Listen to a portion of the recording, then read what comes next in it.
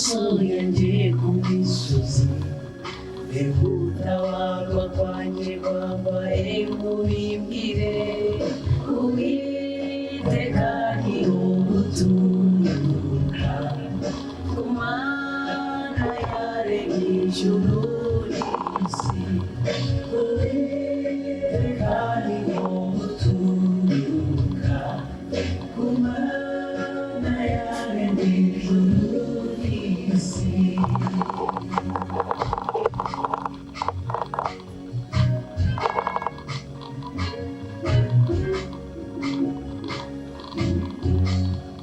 Nizembera kwibirenge byawe biteguza Nikurinda nabwirumikira isinzira Imana irinda isinzira Iyo riri maso isinzira Imana irinda isinzira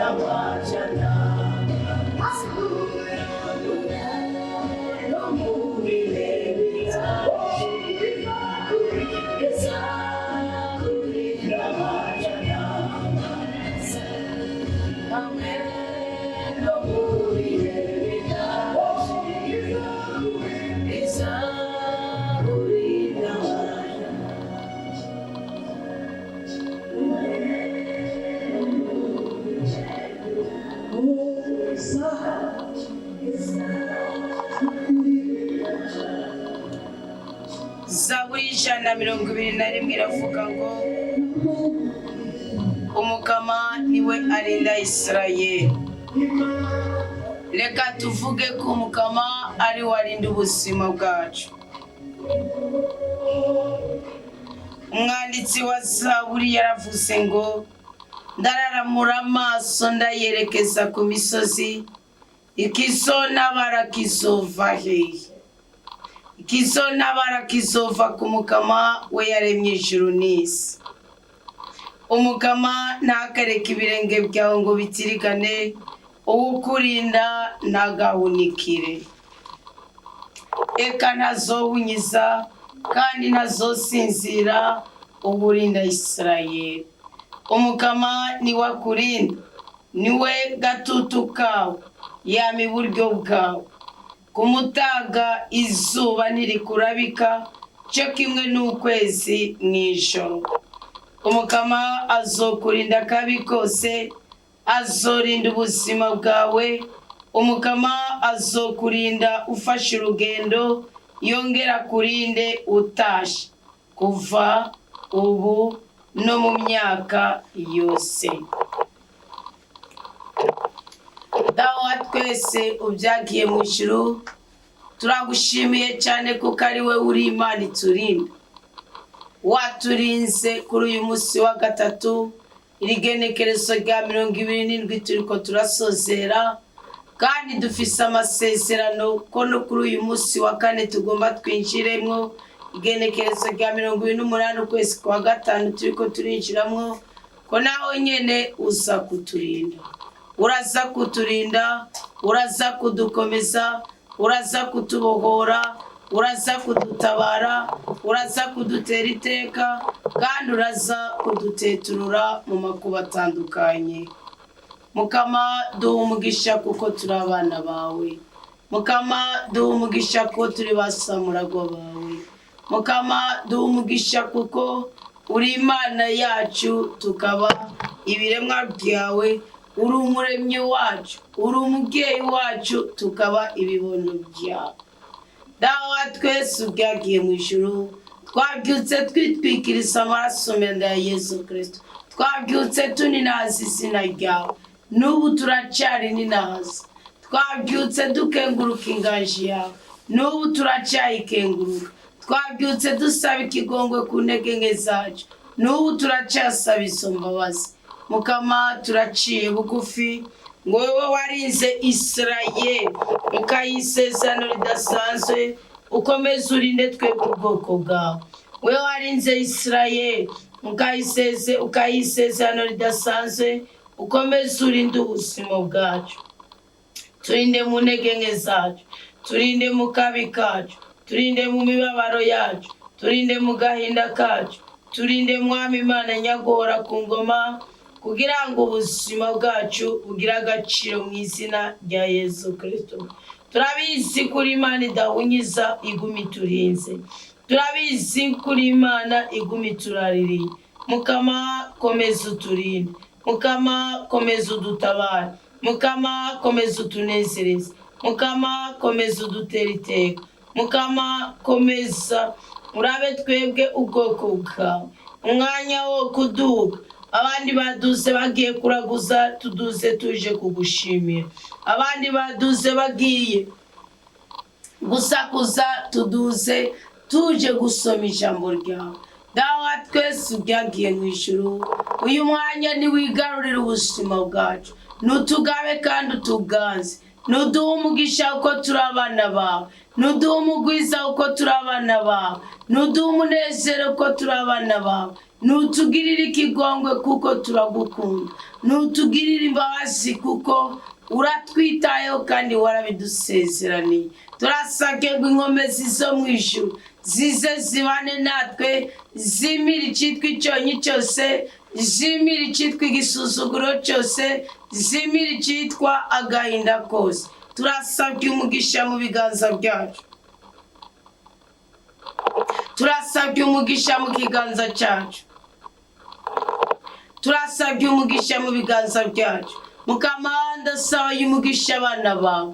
Hari abana bawe baduhesheje umugisha, hari abana bawe baneshereje amarangamutima yacu, hari abana bawe badusengeye, hari abana bawe badusabiye amahoro, hari abana bawe badusabiye igikundiro, hari abana bawe badusabiye umutekano, hari abana bawe badusabiye ubudahangarwa.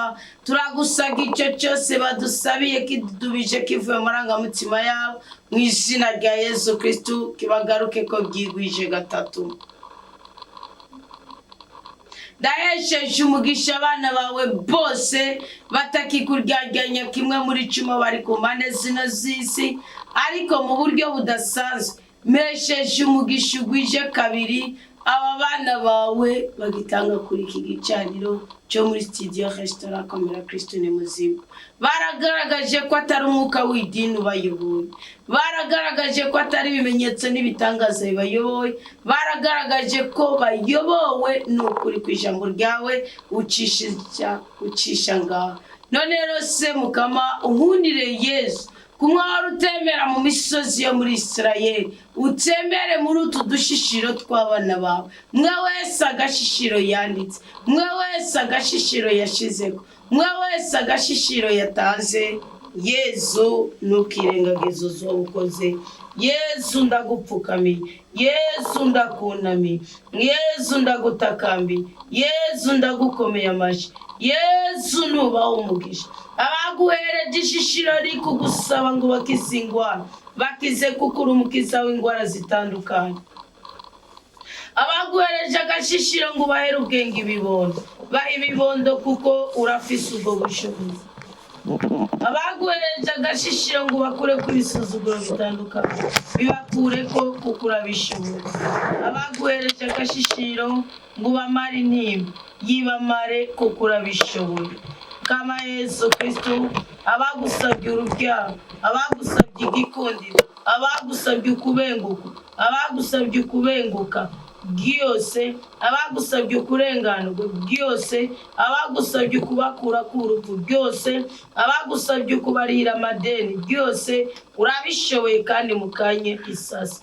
Mvuga ijambo rimwe gusa Yesu, ubuzima bwacu buce bugira agaciro. Urakoze Mukama, urakoze Mucunguzi, urakoze Nyaguhora ku ngoma, urakoze Mwami w'abantu, urakoze wowe mugira neza, urakoze, urakoze, urakoze komeye ko turaba ryiza, urakoze kubibonye ko twahaza akagayo, agacinyizo, akavuyo n'agasuzuguriro. Urakoze kubonye ko imitima yacu yaduhiwe n'agatwengo k'abakire. Urakoze kubonye ko twahaze akagayo k'abanyabwishimo. Uyu munsi turahawe ububasha bwo kuvuga ngo iyo Umukama ataba kumwe natwe, iyo Umukama ataba kumwe natwe, igihe abantu bari baduhagurukiye, babandi duheraniye,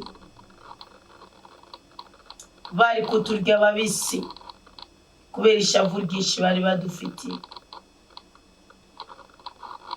Dutandukanye n'ibisuzuguro. Turasabiye amahoro imitima yacu, turasabiye amahoro igihugu cyacu, turasabiye ubwenge abategetsi bacu, turasabiye ubutungane abategetsi bacu, turasabiye umutima wo kwemera Imana, abarundi n'abarundikazi ndetse n'abandi bose baba muri iki gihugu cyangwa baba mu makungu ariko bakunda Uburundi n'abarundi.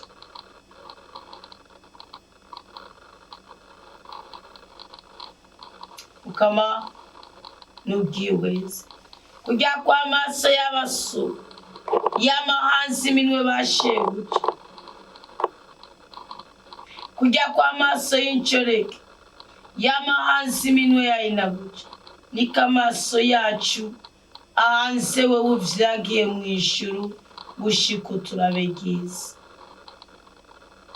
Dukure kwa gasuzuguriro kuko niwe gatutu kacu, niwe uturinda, niwe wame iburyo bwacu, niwe urarira impome zacu.